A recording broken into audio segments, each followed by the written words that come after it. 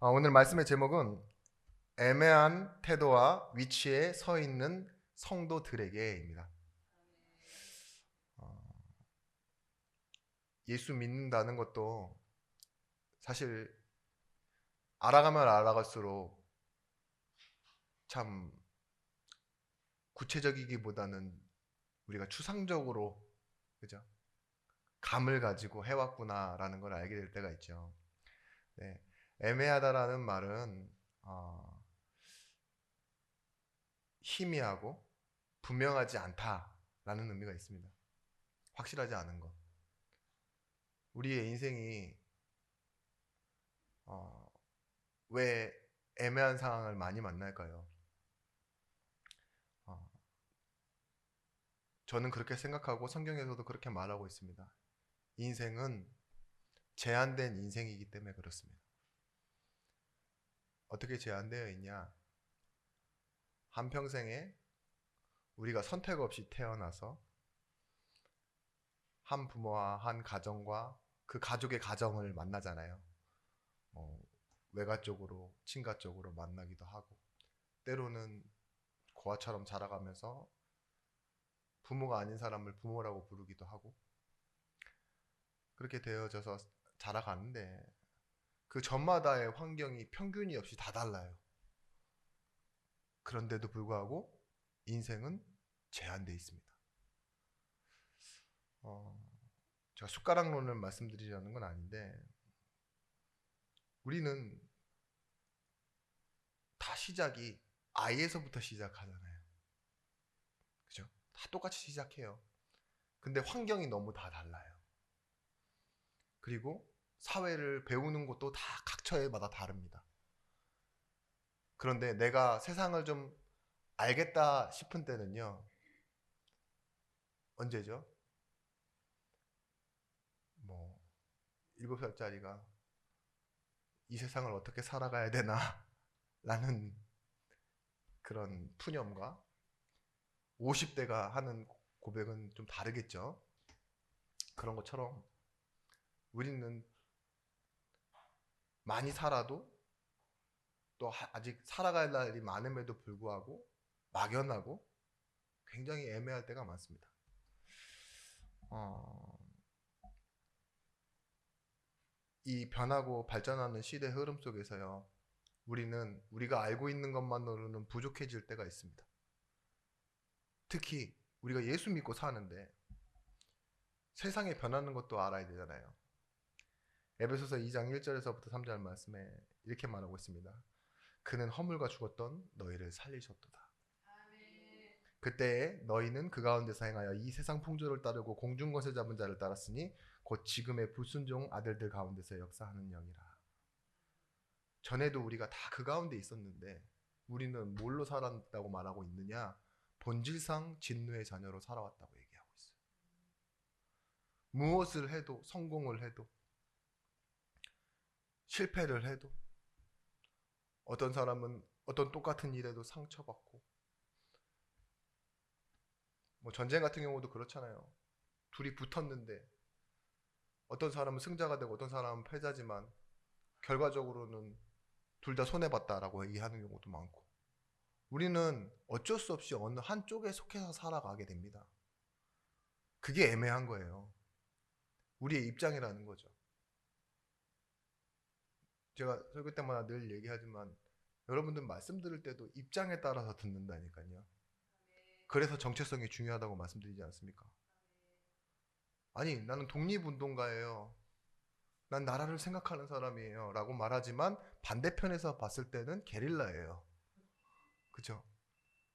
그럴 수밖에 없는 거예요. 근데 우리는 어떻게 살아갑니까? 그 제한된 인생 속에서 내가 아는 것만을 가지고 살아가는데 좀 나쁘게 말하면 고집부리고 내가 아는 것을 가지고 살려고 좀 좋게 말하면 아, 내가 알던 게 틀렸구나 하면서 상대방을 인정하거나 후회하게 되겠죠. 근데 그런 인생의 반복이 겹치고 겹쳐서 지금의 내가 됐다니까요. 어, 우리가 하고 싶은 것을 하고 사는 게 행복이라고 배워왔는데 그렇지 않습니다. 세상에서는 지금도 그렇게 말해요. 네가 원하는 것을 해라. 그리고 성공자들이 말하는 그 지점까지 가봐라. 애매한 위치에 서 있지 말고 확실한 위치에 가봐라. 그러면 행복할 것이다 라고 얘기하는데 실상 그 위치에 가 있는 사람은 정상인 사람이 별로 없는 것 같아요. 대통령을 아주 막 오랜 기간 하고 왕을 오랜 기간 했다고 해서 그 사람들이 평가가 좋았습니까? 이순신처럼 감옥에 있다 나와서 저기 수없는 배신과 음모 속에 살았지만 짧게 가는, 짧지도 않았죠. 그렇지만 그렇게 가는 인생 오히려 멋있다고 하기도 하고 하는데 그건 역사일 뿐이잖아요. 그런 사람 많지도 않고.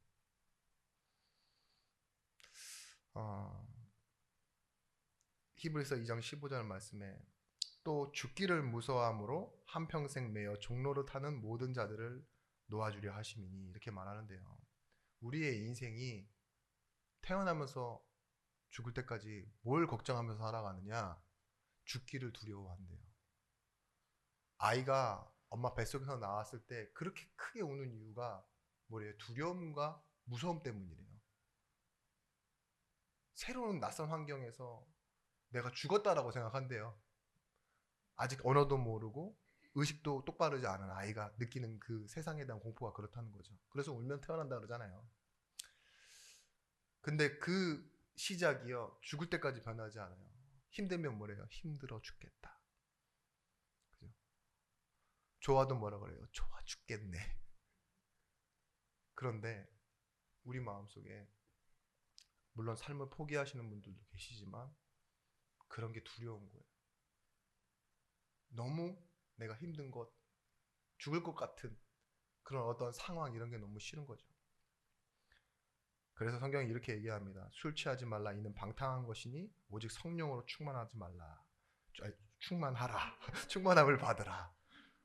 오늘 제가 저 한 잔도 안 했습니다. 근데 제가 약간 이상해요. 새벽에 설교를 너무 많이 해가지고 자면서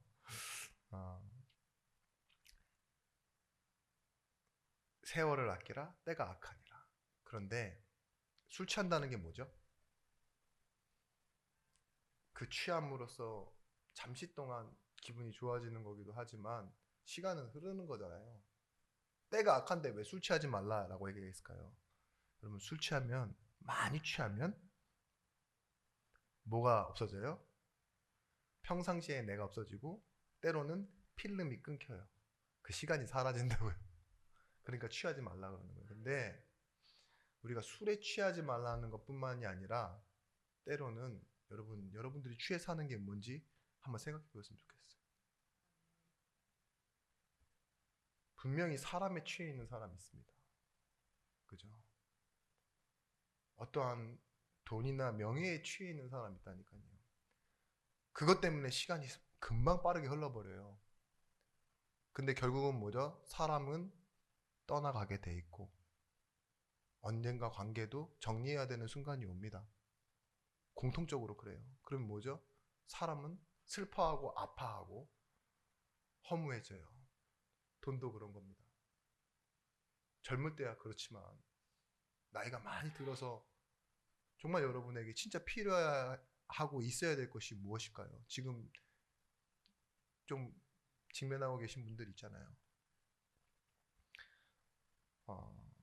오늘 제가 왜 이렇게 서론을 이곳 저곳에서 가지고 왔느냐, 나를 한번 생각해 보시라는 거예요. 나는 어떤 사람인지. 그리고 오늘 본문으로 들어가야 됩니다. 권세자를 복종하라, 선을 행하라, 조세를 내라. 이게 왜 로마서에 들어가 있을까요? 이게 아주 애매한 상황이거든요. 애매한 상황일 뿐만이 아니라 말 듣고 있는 대상자들도 지금 어디에 있느냐? 로마 교회예요. 로마 교회. 로마라는 제국에 살고 있는 로마 교회. 저 멀리 떨어져 있는 사람들이 하는 게 아니라, 제가 지금 여러분들한테 설교하는 것은 무슬림한테 설교하는 게 아닙니다. 아시죠? 이 나라가 지금 중국의 공산주의가 아니라고요. 그러면 제가 하는 말이 애매하지 않죠? 근데 만약에 공산주의에 내지는 모슬림에 앉아 있는데 이 말을 한다라는 건 바른 말을 해도 애매해지는 거예요. 이 현 상황이 로마 제국에 세워져 있는 로마 교회. 이미 글라우디오 황제 때 뭐예요? 유대인들 다 내쫓고 그나마 남아있는 소수의 교인들에게 지금 이 말을 하고 있다는 것은요. 어마어마한 구체적인 내용입니다. 애매한 내용이 아니에요. 상황은 애매해요. 너무 애매한데 그 애매한 상황에 어떤 메시지를 던지고 있느냐? 아주 구체적이고 제한적인 메시지를 던지고 있어요. 이 속에서 우리가 찾아야 될 것이 나옵니다. 로마서가 쓰여진 시기는요. 57년경입니다.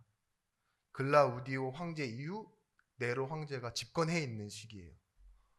근데 아직 구체적인 핍박은 시작되어지지 않았는데 우리가 알고 있죠. 결과적으로 나중에는요. 유대인을 학살하다시피 합니다.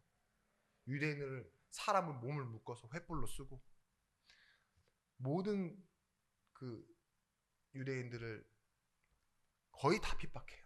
죽이고 누명을 뒤집어 씌우고 자기가 로마의 거기에 불을 질러 놓고서 누명을 씌워서 자기가 안 죽이더라도 서로가 서로를 죽이게끔 만들어 놓고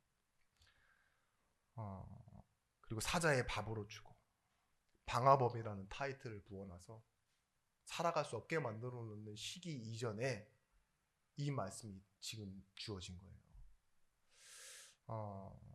로마의 전기 작가 스웨톤이라는 하는 분이 이렇게 말했습니다. 글라디우스 황제가 49년에 로마에서 유대인을 추방한 이유에 대해서 유대인들이 크레스투스에 의해 선동되어 소란을 일으켰기 때문이다 라고 말하고 있습니다. 크레스투스가 누구냐? 여러분들이 알고 있는 그리스도입니다. 영어로는 크라이스트, 로마어로는 크레스투스. 근데 거기에 선동되어 있는 유대인의 한 분파로 봤어요. 왜 그러냐? 로마에서는요, 시저, 로마의 황제만 주님인데 이 유대인들은, 그리스도인들은 누구한테 주라고 해요? 예수를 주라고 해요.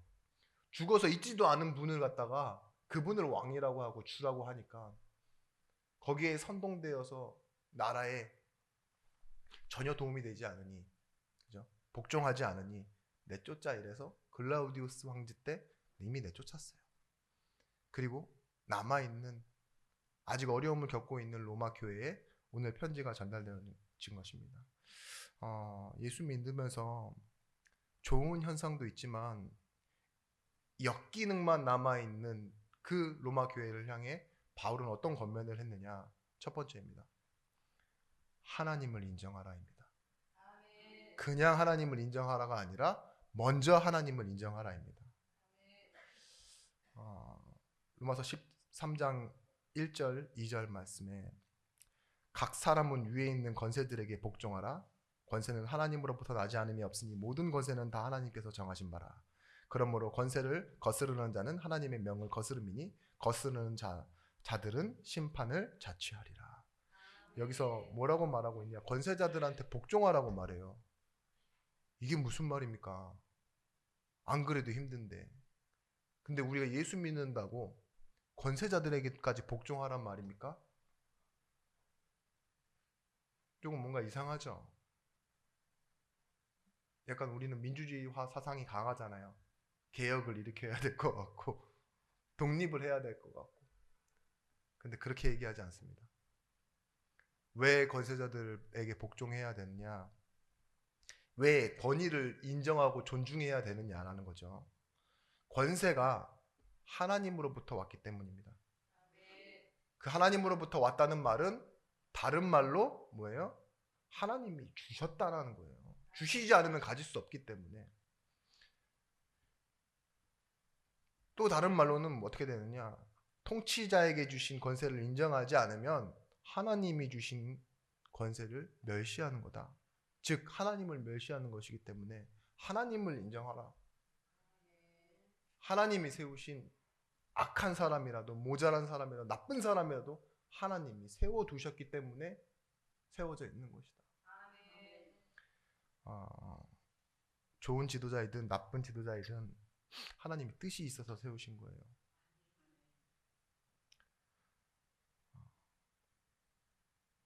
하나님으로부터 나지 않음이 없나니 이렇게 말하고 있습니다.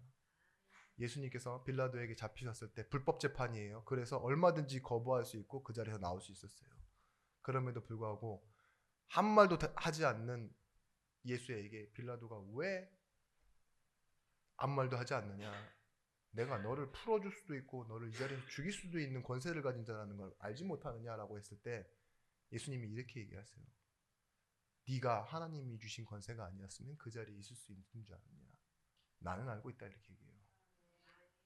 그러면서요 그걸 피하지 않으세요. 이게 불법이지만 하나님의 일을 이루려 한다는 걸 알고요. 그 사람에게 대답하지 않는 거는 내 이유가 있어서가 아니라 불평 때문이 아니라 뭐라 그러죠? 하나님이 주신 권세 때문에.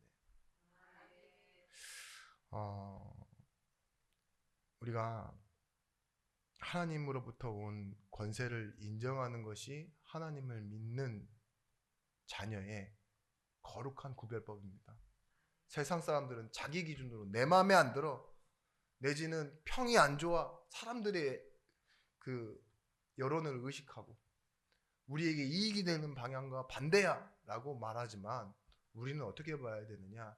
정치에 무관심해라 이 말이 아닙니다. 정치를 놓고 진짜 기도하려면 먼저는 하나님을 인정해야 돼요.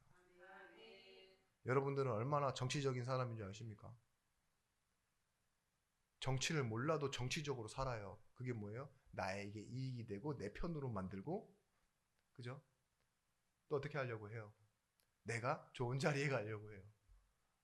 사람의 욕망이고 당연한 본성입니다. 교회 안에서도 그렇잖아요. 헌신을 많이 해서라도 내지는 아무것도 안 하더라도 한 방에 팍 이런 식으로라도 하고 싶잖아요. 그런 정치적인 요소가 있어요. 여러분, 우리는 택시기사가 아닙니다. 제가 택시기사를 폄하하는 건 아닌데 아시죠? 늘 그런 세상의 말을 듣고 세상의 말을 내어줘야 하는 그런 사람이 아니라고요. 어떤 정당 지지자도 아니죠. 우리의 뚜렷한 정체성은 뭡니까? 하나님의 자녀요. 하나님의 전도자입니다. 우리나라 과거에 어떤 대통령들 다 마음에 안 들죠? 제대로 된 대통령이 세워진 적이 없는 나라라고까지 막 말하는데 그래서 우리가 지금 이상한 나라가 됐습니까? 그건 아니잖아요. 너무 축복받은 나라 됐잖아요. 왜일까요? 하나님이 세우셨기 때문에 그래요. 혹시 지금 못 살고 있었어도 하나님이 세우신 거예요. 북쪽에 있는 그 어떤 분도 하나님이 세워놓으신 거예요. 제가 하나님이었으면 벌써 그 한 자리에 벼락이 몇천 번 때렸을 거예요. 근데 하나님은요 그렇게 세워놓으신 이유가 있는 거예요. 우리가 하나님을 인정할 때요 하나님의 방법을 알아가기 시작합니다. 그게 뭐냐? 신앙생활의 확장이에요. 우리가 교회 안에서만 하나님을 주라 고백하는 게 아니라요 이제는 확장되어져서 사회생활 속에서도 우리의 인생과 가정과 모든 만남 속에서도 하나님을 인정하게 되어지는 신앙생활을 하는 거예요. 예수는 교회에 와서 믿고 기도는 눈 감고 하고 정치는 광화문 가서 해야 됩니까? 아닙니다. 모든 있는 곳에서요 사회생활 속에서도 하나님 인정할 수 있는 거 있죠. 신앙생활이 확장되어지는 거예요. 로마서 12장 1절 말씀에 왜 이런 말을 먼저 했는지 이해가 됩니다. 그러므로 형제들아 내가 하나님의 모든 자비하심으로 너희를 권하노니 너희 몸을 하나님이 기뻐하시는 거룩한 산제물로 드리라. 이는 너희가 드릴 영적 예배니라. 이 말을 먼저 했어요. 너희의 삶이 교회 안에서만이 아니라 너희의 삶 전체가 하나님이 원하시는 예배가 되어져야 된다. 그 예배는 뭐예요? 나는 죽고 하나님이 다시 사시고 그 다시 사신 하나님과 내가 함께함으로 새 삶을 살아가는 거잖아요. 그 영적 예배를 Reasonable Worship이라고 그랬어요. 추상적인 개념이 아니라 마땅하고 합당한 예배를 어디서요? 우리의 삶 속에서. 이 13장 3절 4절 말씀에 뭐라고 나오냐? 그들이 하나님의 사역자래요. 어떻게 예수도 안 믿는 그런 정치인과 권세자들이 하나님의 사역자라고까지 나와 있을까요? 여기서 God servant라는 의미가 뭐냐? 기름 부음 받은 종이라는 뜻이에요. 목회자, 장로, 안수집사님 이런 분들에게 기름 붓잖아요. 그런 것처럼 하나님의 대리인이고 하나님의 사역자로 하나님께서 권세자들을 세워 놓으셨대요.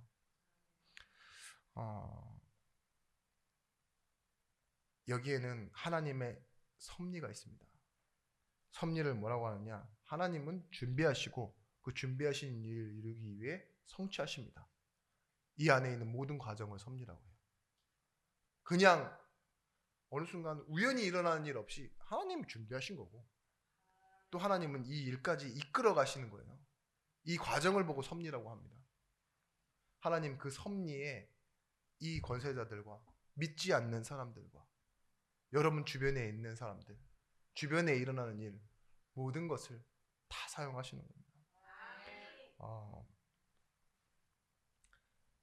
에베소서 1장 11절 말씀에 모든 일 그의 뜻대로 결정하시는 이의 계획을 따라 우리가 예정을 입어 그 안에서 기업이 되었으니.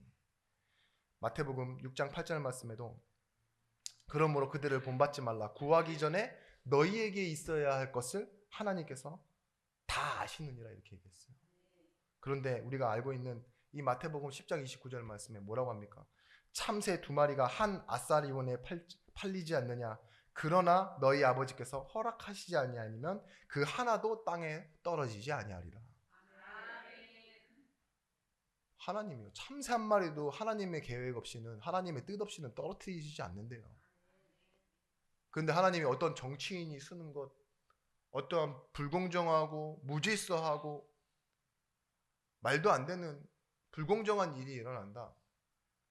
거기에도 하나님은요. 하나님의 일을 갖고 계세요.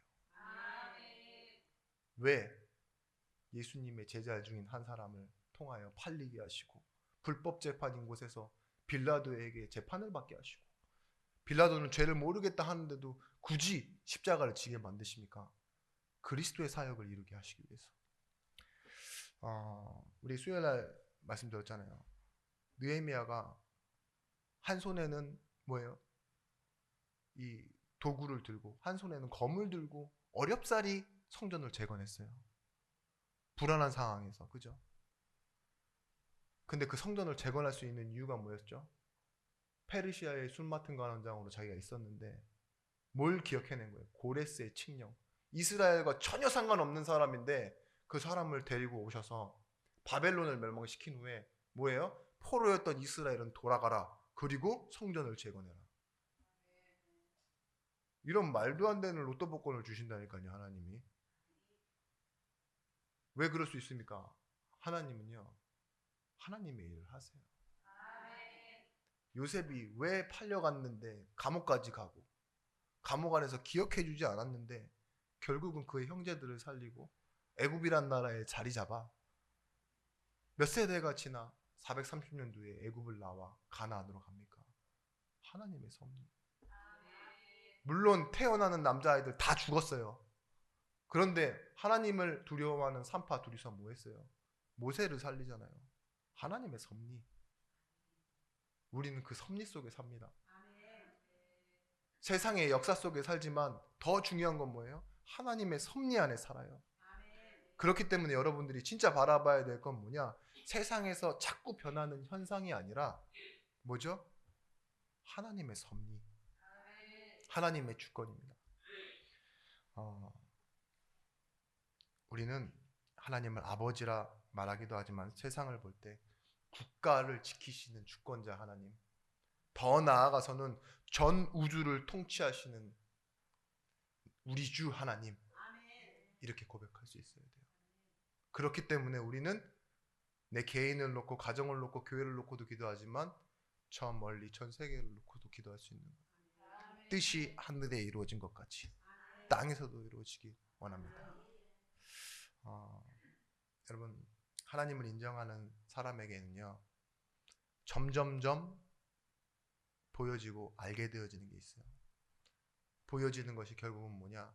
우리가 이제는 현장에 가서 삶에서 가치를 확인하게 되는 거예요. 그래서 두 번째입니다. 은혜의 가치관을 가진 자 되어야 됩니다. 은혜의 가치관의 반대는 보상의 가치관입니다. 은혜의 반대말이 보상입니다. 내게 있는 것을 좀 주고 내가 일한 만큼 받고 아니면 내가 가진 것과 바꿔내는 것 있죠. 그게 종교생활이잖아요. 하나님께서 구해서 받고 수행하고 공로 쌓고 선행하고 그럼 하나님 더 큰 복을 주시고 갚아주시고 그게 보상이라니까요. 은혜는요 뭐예요? 제한된 내 인생, 답이 없는 내 인생에 오직 하나님께서 우리에게 묻지도 않으시고 홀로 들어와서 내 인생의 처음을 시작하시고 끝까지 이끌어 가시는 걸 보고 구원이라고 합니다. 이걸 다른 말로 뭐라고 하느냐? 은혜. 내가 알지 못하였을 때 구하지 않고 바라지 않았는데 하나님 어떻게 하시죠? 하나님의 사랑으로 우리를 끌어 안으신 거예요. 왜 그러셨습니까? 하나님, 나는 그럴 자격이 없는데요. 그때 하나님의 대답은 그래요. 사랑해서 그랬다 이래요. 요한복음 3장 16절 말씀에 이처럼 세상을 사랑하사. 십자가에 왜 죽으셨냐니까요. 사랑해서 그랬다. 그래요. 그 사랑을 받은 사람이 나예요. 저는 제 인생을 바꾼 역사관, 은혜의 가치관이 있어요. 그게 언제였냐? 제가 군대를 갔다 와서 신학교에 복학해서 우리나라의 건국에 대한 예화를 들었을 때입니다. 실제 있었던 일. 그게 지금까지도 이 하나님의 은혜의 가치관을 정리하게 된 틀이 된 것 같아요.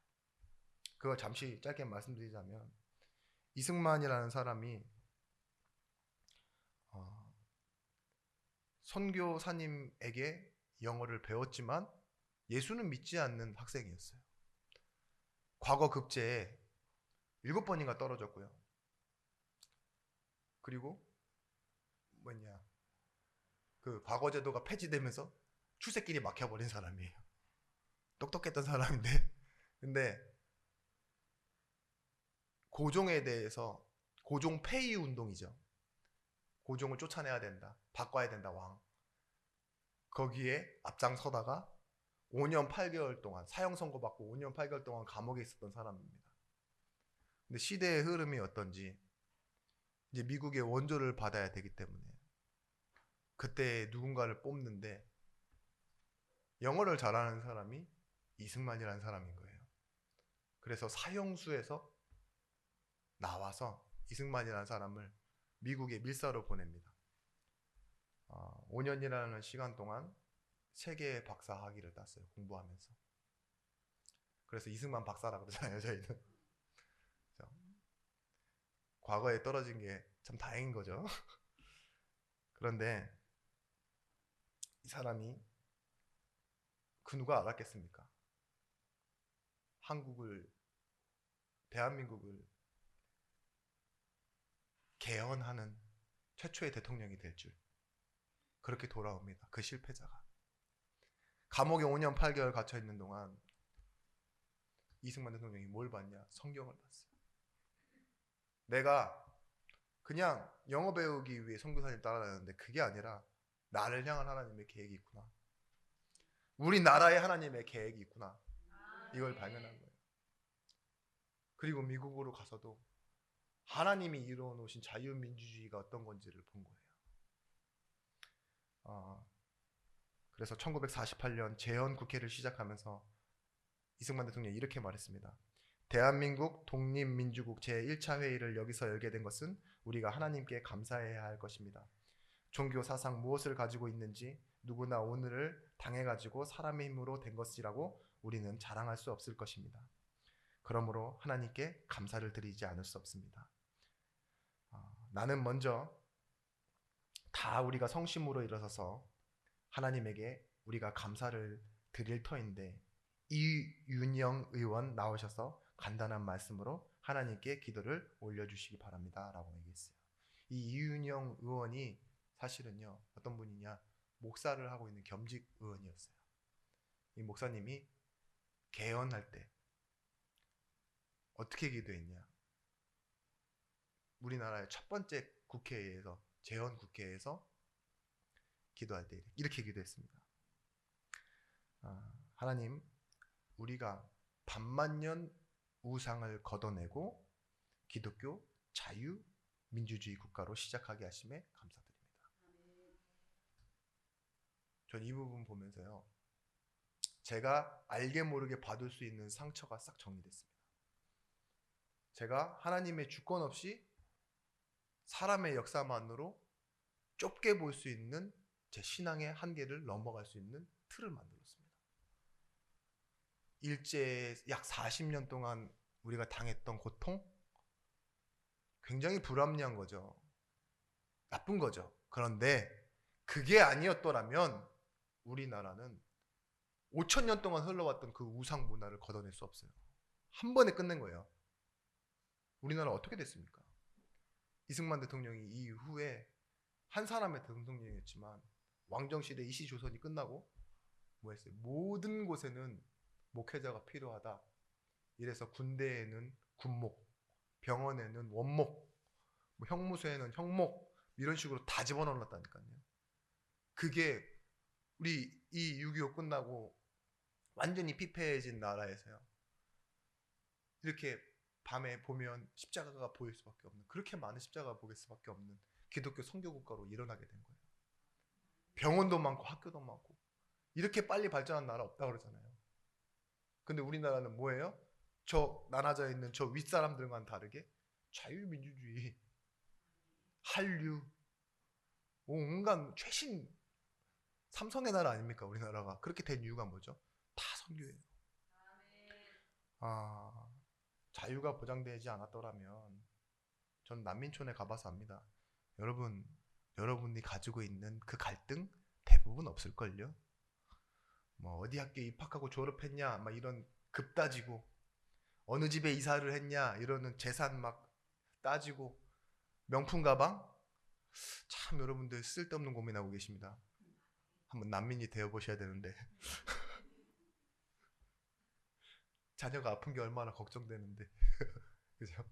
그렇더라고요. 여러분, 은혜의 가치관이 있어야 세상에 많고 많은 흐름 속에 흔들리지 않는다니까요. 말씀드렸잖아요. 거룩한 백성은 구별되었다는 말이에요. 근데 거룩함을 살아낸다는 것은 분리할 때는 기준이 필요하고 나눌 때는 힘이 필요하기 때문에 하나님으로부터 오는 힘을 얻어야 된다고요. 그래서 이렇게 얘기합니다. 선을 행하라, 법을 지켜라는 거죠. 이건 진짜 선을 지키고 법을 지켜라는 게 아니에요. 말씀을 따라가라는 겁니다. 법 안에 제정되어 있는 것, 그 안에 있는 것들은 감당해내라 이건데, 법 안에 삽니까 우리가? 아니죠. 그리스도의 주권 안에 살잖아요. 그래서 그 주권 안에서 말씀을 따라가는 겁니다. 전문가의 정의로서 국가는 법을 준수하기로 서약한 그 사람들이고 결속한 사람들이라고, 약속한 사람들이라고. 근데 법이 없으면 어떻게 돼요? 이기심 많고 좀 악하고 힘이 센 사람, 완전 정글의 법칙 되는 겁니다. 그런 사람들만 살지 않도록 우리가 뭐 해요? 악한 사람들도 있지만 법으로 묶어놓은 거예요. 심지어 로마 대화재를 겪고 난, 그리고 진짜 심각한 핍박이 시작될 때 베드로는 이렇게 얘기합니다. 베드로전서 2장 13절 14절에 인간의 모든 제도를 주를 위하여 순종하되 혹은 위에 있는 왕이나 혹은 그가 악행하는 자를 징벌하고 선행하는 자를 포상하기 위하여 보낸 총독에게 하라. 바울은 로마서에서 이게 핍박이 시작되어지기 전이고, 베드로는요, 이 2장의 베드로전서에 네로가 폭정을 시작해서 기독교인들 핍박할 때도 이렇게 얘기했어요. 상황이 좋을 때만이 아닙니다. 언제나예요. 나는 개인이지만 뭐예요? 하나님의 배경을 가진 사람이에요. 어떤 정치가, 어떤 불공정함이, 무질서가 무너뜨릴 수 있는 사람이 아닙니다. 해도 상관없는 사람이에요. 여러분, 그래서요, 우리가 해야 되는 건 어쩔 수 없이 하는 것이 아니라 영적인 눈물을 가지는 겁니다. 세금, 조세라고 하죠. 조세. 그리고 존경하는 것. 6절, 7절 말씀에 조세를 바치는 것도 이로 말미암음이라 라고 얘기하면서요, 조세를 바치고 관세를 받을 자에게 관세를 바쳐 두려워할 자를 두려워하여 존경할 자를 존경하라. 유대인들이요, 진짜 민감한 부분이 있었습니다. 그게 뭐냐면요, 이 사람들이 어렸을 때부터 번제하던 사람들이어서 그런지 몰라도 조상의 조상부터 세금 내는 걸 미친 듯이 싫어하는 사람들이에요. 어느 정도 싫어했냐? 역사의 기록에 이 세금을 피하기 위해서 각종 수단을 썼고요. 유대인들이 실제 역사에도요, 세금 내기 싫어서 반란을 일으켰다. 로마 시대에 이렇게 나와 있기도 해요. 그리고 칼을 품고 다니면서요, 세금 징수원을 죽이려고 하는 사람들이 그렇게 많았대요.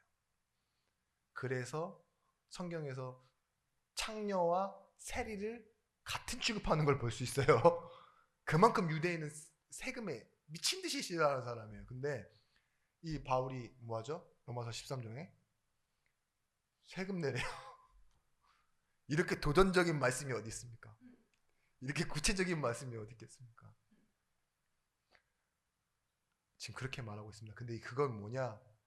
너희가 사람에게 굴복해서 내는 것이 아니라 영적인 의무다. 이렇게 말하고 있는 겁니다. 존경하라 이 말은 존중이 돼서 존중하란 말이 아니에요. 존경이란 말은요, 부모가 부모한테 쓰는 말이거든요. 나한테 잘해줬을 때만 존경해야 되는 거 아니잖아요. 부모가 부모답지 못할 때에도 부모의 권위를 인정하는 거죠. 저분 때문에 내가 있구나라고 인정해주는 거 있죠. 그 존경을 얘기합니다. 에베소 6장 5절 말씀에 종들아 두려움 떨며 성실한 마음으로 육체의 상전에게 순종하기를 그리스도께 하더라. 이게 노예 제도를 인정하는 바울의 말이 아닙니다. 이미 그렇게 제한적으로 노예로 태어났지 않냐. 이 시대는 지금 흐름을 따라 노예 제도를 받아들이고 있는 시대가 아니냐. 그걸 막 벗어나고 바꾸려고 하기보다는 뭐예요? 하나님을 인정해라 이 소리예요.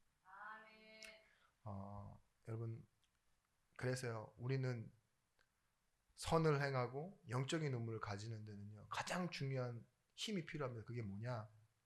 신앙의 양심이라는 힘입니다. 우리의 신앙 뭐죠? 믿고 바라보는 거잖아요. 믿을 신, 바라볼 왕. 말씀과 성령이에요. 말씀과 성령을 믿으면 믿고 바라보는 것에 대한 의미와 눈이 바뀌게 되어 있습니다. 한국이 고아 수출 1위라는 말 들어보셨죠? 찾아봤더니 거기까지는 아니더라고요. 10년 전까지는 그러했어요.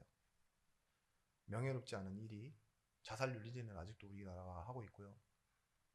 근데 1위까지는 아니더라도 10년 전까지는 1위가 맞고, 경제 수준을 봤을 때 말도 안 되는 수치라고 하더라고요. 중국이 7배래요. 인구 대비. 우리나라가 그만큼 아직도 아이를 낳아서 다른 데로 입양 보내는 거예요. 다른 나라로. 왜 이렇게 됐을까? 근데 이것을 전 세계에 있는 고아를 거의 감당해낸 종교가 어디냐? 구교예요, 구교. 천주교. 아시죠? 그리고 엠팩이라는 크리스찬 단체가 있습니다. 이들이 아이들을 받아서 입양하여 키웁니다. 부모가 돼요. 근데 한번 얘기 드렸었죠. 2008년 12월 인간극장이라는 TV에 니콜슨이라는 그 시각장애인 부부가 나오는데요. 이들이 시각장애인임에도 불구하고 아이들을 입양해요. 그것도 한국 아이들 4명을 입양해요. 근데 이 4명 다 뭐예요? 시각장애인이에요. 어떡하겠습니까? 마지막 아이 넷째는 자폐 스펙트럼 장애까지 있어요. 이 부모가 아이 기저귀 가려고 할 때는요, 종을 아이 발에 달아서 보이지도 않으니까 교육받고 이래가지고요, 종소리 듣고 이 아이가 있는 곳을 더듬더듬 찾아가서요, 이렇게 기저귀도 갈고 안고 성인 돼서 대학교를 가고 보는 거예요. 근데 마지막 넷째는 그 신강미 씨는 아직도 살아요. 이 엄마랑. 근데 이 엄마가 이 아빠가 안아주는데도 불구하고 이제 덩치가 컸잖아요. 성인이 됐으니까. 그 자폐 스펙트럼 장애로 막 아빠를 머리로 박아버리고 물건을 다 뒤집어 엎어요. 그러면 보이지 않는데 그 방 청소 다 어떻게 해내고 아이가 막 어버버버 하는데도 다 알아들어요. 언어는 부족한데 그게 뭐예요? 사랑으로서 다 감당해내는 거예요. 자기 민족의 아기도 아니고 남의 민족의 아기인데. 그래서 우리 대통령 그 영부인이 그분들 초청해서 만나고 그랬다고 하는데 이분들의 신앙이 뭐냐 이렇게 얘기합니다.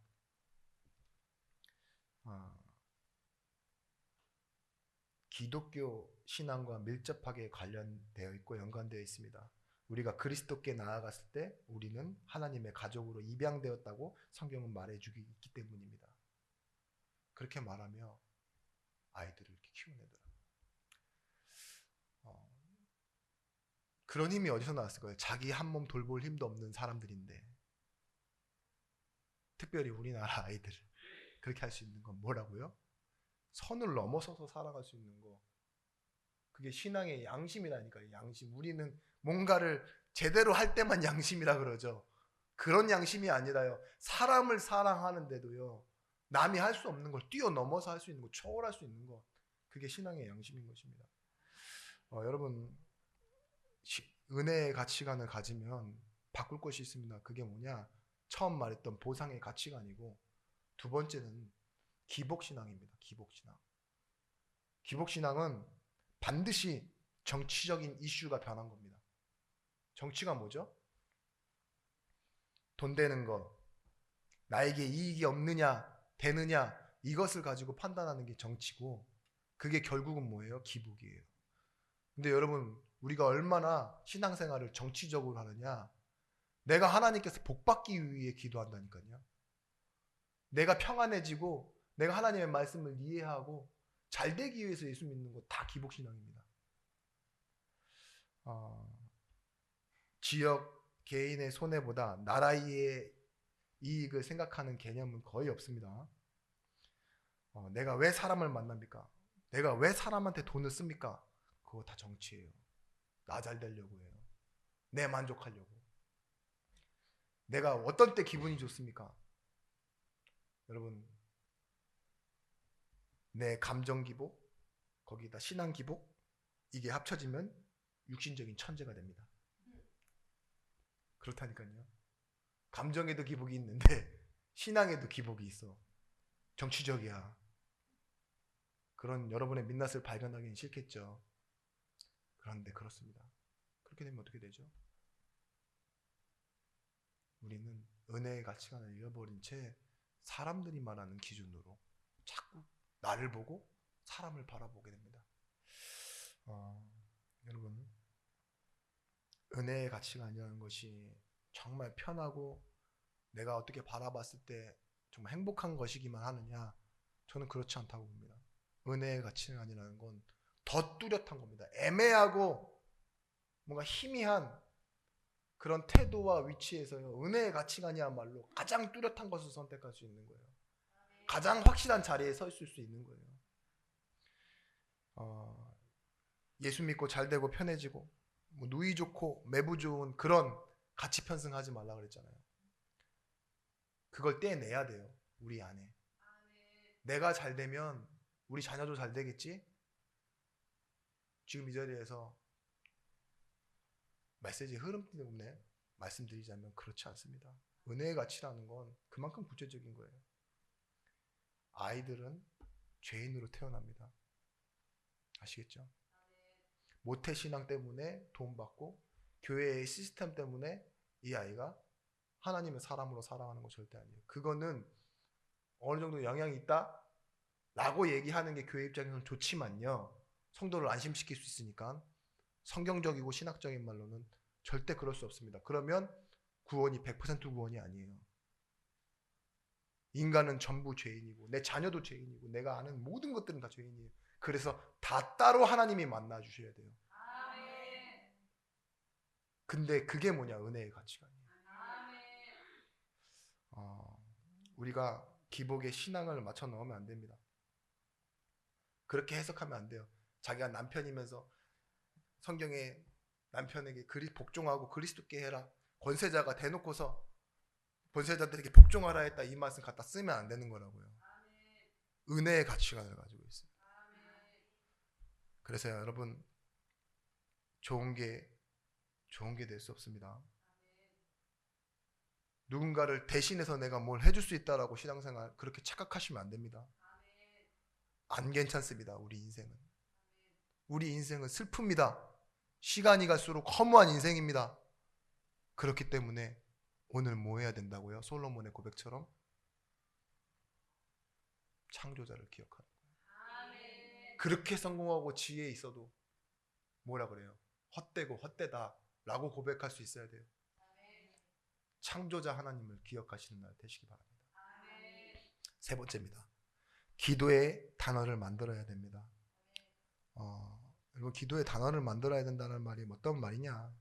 단어는 개념이나 상상 속에서 나타나는 것이 아니라 현실에서 만들어지는 거예요. 여러분들이 어떤 단어를 그렇게 사용하고 있다는 건 그게 여러분들의 현실이라는 겁니다. 예를 들면 그래요. 50년만 전만 해도 문화라는 단어는 없었어요. 문명이라는 단어가 대신했지. 미국이라는 나라가 엄청나게 잘 살고 전쟁에서 승리하기도 하고 과학의 발전을 문명을 이루는데요. 사람들이요. 그런 발전과 문명을 이룬 것과 상관없이요. 공허해지고 혼란스러워지는 경우가 생기기도 했어요. 그래서 이 사람들이 뭘 생각했느냐? 나라가 잘 살고 부유해지고 발전하는 것이 인생의 목적 될 수 없다라고 스스로 허탈하게 깨닫게 됐어요. 그러면서 못 사는 나라, 발전하지 못하는 나라에도 그 사람들만의 행복이 있다. 그렇게 하기 위해서 쓴 단어가 뭐냐? 문화예요. 인정해줘야 된다. 잘 사는 게 답이 아니다라는 말을 하기 위해서 문화라는 단어를 썼어요. 그래서 지금 뭐가 됐죠? 문화라는 단어가 나왔어요. 자, 그렇다면 문화라는 단어는 한 단어잖아요. 이 문화를 가지고 또 다른 단어를 써서 뭘 만들죠? 문장을 만들잖아요. 그죠? 그때 사람에게 이해할 수 있는 뭐가 나오느냐? 개념이 나오는 겁니다. 웃는다. 이걸 보고 기분이 좋다라고는 설명할 수 없어요. 화가 났는데 웃는 경우 있어요. 입이 막 입꼬리가 올라오고 눈이 이렇게 돼 있으면 그걸 보고 웃는다라고 얘기하는데 분노하는 장면일 수도 있습니다. 구체적인 설명이 안 된다고요. 참 뭐라고 설명드려야 되죠? 문장이 만들어지면 그 안에 뭐가 담기느냐? 사상이 담깁니다. 그게 사람이에요. 신앙의 고백이라는 것이 뭐냐? 우리의 인생을 담을 수 있다는 말이에요. 그 서영춘 씨라는 개그맨 아시죠? 우리는 좀 교회가 연령대가 있으시니까 다 아실 거예요. 인천 앞바다에 사이다가 떴어도 고프가 없으면 못 마십니다. 이게 문장이에요. 자기의 단어를 만들어내는 거잖아요. 고프가 뭡니까? 컵인데 인천 앞바다에 사이다가 떴어도 그때는 우리 막 시캐면은 음료수가 다였는데 사이다라는 게 들어와서 완전 한국을 바꿨잖아요. 근데 개그맨인 이 사람이 뭐예요? 인천 앞바다에 사이다가 떴어도 고프가 없으면 못 마신다. 이 얘기는 뭐예요? 사이다가 있어도 컵이 없으면 못 마신다. 이 얘기를 가지고 준비가 안 돼 있으면 내 개그를 못 받아들인다 이 소리예요. 그걸 가지고 자기를 피하기 시작했어요. 그죠? 그런 식으로 설명해내는 거예요. 여러분 예수를 담는 메시지 이 고백이 있어야 된다고 여러분 기도에. 시편 23편 다윗이 뭘 얘기했어요? 구원을 가지고 자기 인생을 간을 가지고 여호와는 나의 목자시니. 여러분 양쳐 보신 분 계세요?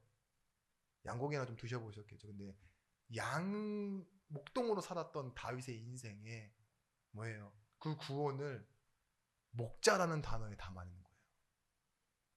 여러분 비슷하게 여러분들 뭐라고 고백해야 될까요? 한 고등부 한 어떠한 자매가 저기 현길 목사님한테 와가지고 그렇게 얘기했어요. 목사님, 제가 거의 한 일주일 동안 똥을 못 쌌는데 지금 얼굴이 막 누래지고 죽을 것 같다고 막 기도해 주세요 이랬대요. 근데 그분이 이제 바쁘고 또 장난스럽잖아요. 그러니까 그래, 내가 기도할게. 열면 닫을 자가 없고 닫으면 열 자가 없는 그분께서 그런 단어를 하나 만들어주는 거죠. 근데 그분은 뭐 하루에 몇 번씩 화장실 가시는 분이니까 웃으면서 얘기했는데 이 친구는 죽기 직전인 거잖아요. 거의 뭐 폭발 직전인 거니까 얼굴이 노랗게 떴는데 이사야서 22장 22절 말씀, 열면 닫을 자 없고 닫으면 열 자가 없으리니, 이 말을 가지고 진짜 기도했대요. 그리고 전화가 왔어요. 하나님이 여셨어요. 이렇게. 내 인생의 단어가 된다니까요. 내 상황에 만나면. 하나님이 뚜러뻥입니까? 근데 하나님이 그렇게 여신다니까요. 자기에게 그렇게 붙잡히면 내 필요를 가지고. 하나님이 여러분한테 누굽니까? 남들이 다 아는 그런 보편적인 것 말고 기도의 단어를 만드셔야 된다니까요. 저는 뭐예요? 이번 우리 계속 말씀 흐름 가지고 하나님 뭐예요? 거룩하신 하나님인데 나는 거룩한 하나님의 자녀. 분리하고 나누는 힘으로 그 문장을 만들어내는 거예요. 그게 우리 교회의 제목이 되는 겁니다. 하나님은 이 예수 그리스도를 담는 단어를 이사야 6장 13절에 남은 자라고 했어요. 남은 자. 다 없어질 것이다. 10분의 1이 남아있을 때 그마저 없어질 것이다. 근데 그루터기다. 하나님은요, 민주주의를 일으키는 수많은 다수가 있는 것이 아니라 이유 있는 소수, 남은 자, 생명 아는 사람, 그 단어가 여러분의 기도로는 뭘로 남아져야 되느냐? 하나님, 제자가 필요합니다. 내가 제자가 되게 하십시오. 하나님, 증인이 필요합니다. 하나님, 전도자가 필요합니다. 이런 식으로 예수를 담는 단어, 기도의 제목을 여러분들이 만드셔야 돼요. 이사야 7장 14절 말씀, 주 하나님이 우리와 함께 하시다. 마태복음 1장 23절 말씀에 이렇게 얘기했죠. 주 하나님이 우리와 함께 계시다 함이라. 임마누엘을 번역한 그렇다고요. 그러면 함께라는 단어를 붙잡기에 임마누엘이라는 단어가 있는 것처럼요. 여러분, 성도의 이름이 임마누엘로.